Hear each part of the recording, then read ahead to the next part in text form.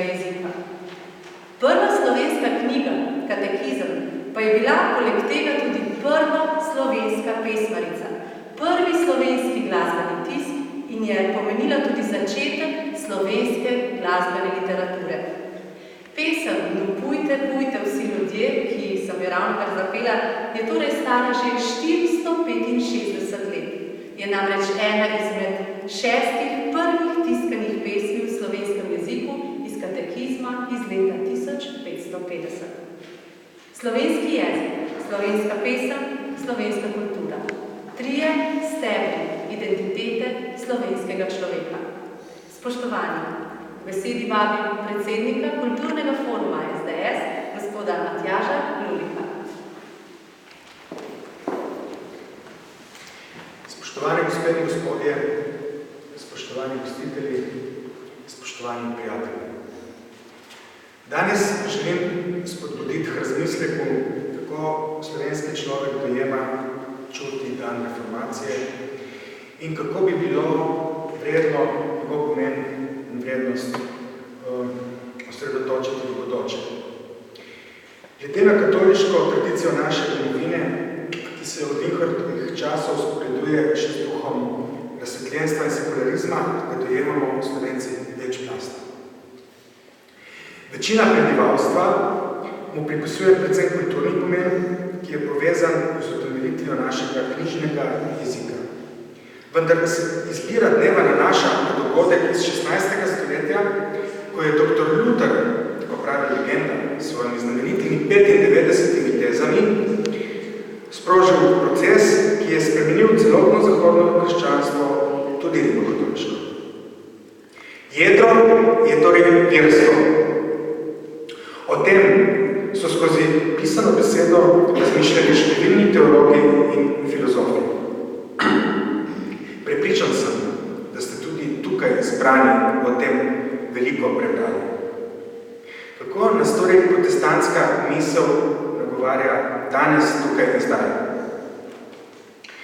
Bistvo Trubarjeve življenjske poti, lahko rečemo smotor njegovega celotnega delovanja, bivanja, je bil evangelij, vesela novica, kar izhaja iz grščine.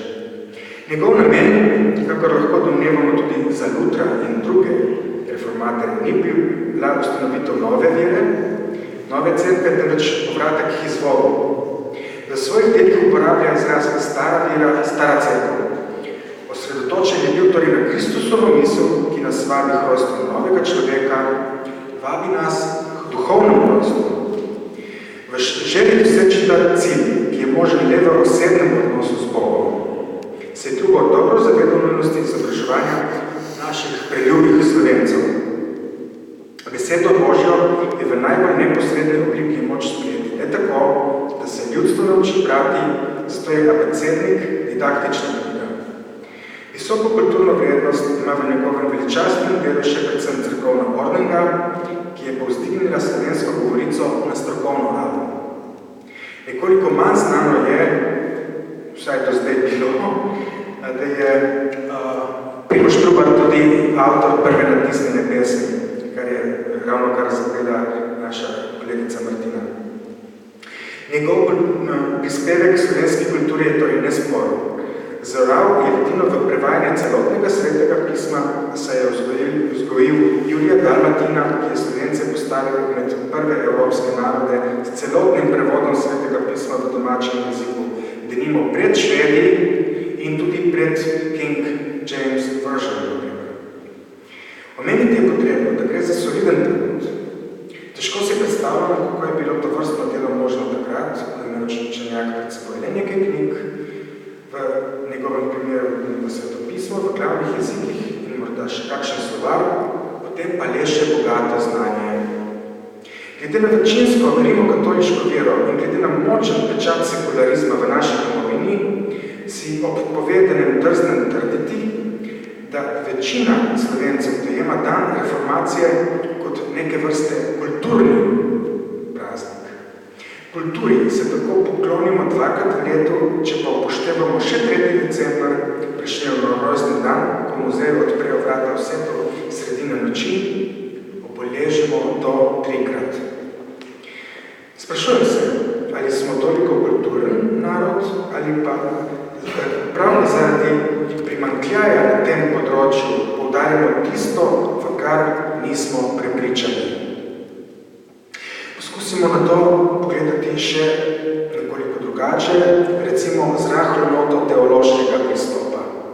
Če bi nekdo izjavil, da smo prebivalci Slovenije ljubeznivi, veseli, mirni, potrpežljivi, blagi, dobrotljivi, zvesti, krotki, samovladani, kot nas to napeljujejo kot nas ta vprašanja upeljujejo Pavlova pisma Galačanom, ki opisuje sodobe duha. Ali bi prikimali, ali bi se nam ustnice izoblikovali v ironični nasmešek. Sam čutim, da bi imela evangeljska misel tukajšnjim prebivalcem, vključno z menoj, še veliko spregovoriti. Zakaj pa so vrednote evangelija tako pomembne za evropsko družbo? Ali sem morda postavil preveč banalno vprašanje? Ali ni samoumevno, da je krščanstvo prineslo spoštovanje vsakega človeka, saj v Kristusu ni ne Juda, ne Grka, ne sužnja, ne svobodnjaka, ne moškega, ne ženska, pravi isto pismo Galačanom. Trubor pa je zapisal: pred Bogom smo vsi glih. Ali ni samoumevno, da različne poglede in mnenja danes zaradi teh vrednot, ki cenijo človeško življenje, rešujemo s pogovorom v parlamentu? Ta beseda izvira prav iz glagola govoriti, to je francosko parler. Ali je razreševanje konfliktov nameren, spoštljiv način? Danes je samoumevna vrednota. Vedno ni tako.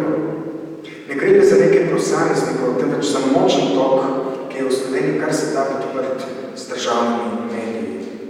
Ne bom se spuščal tukaj v podrobnosti, a poklon revoluciji je poklon ubijanju.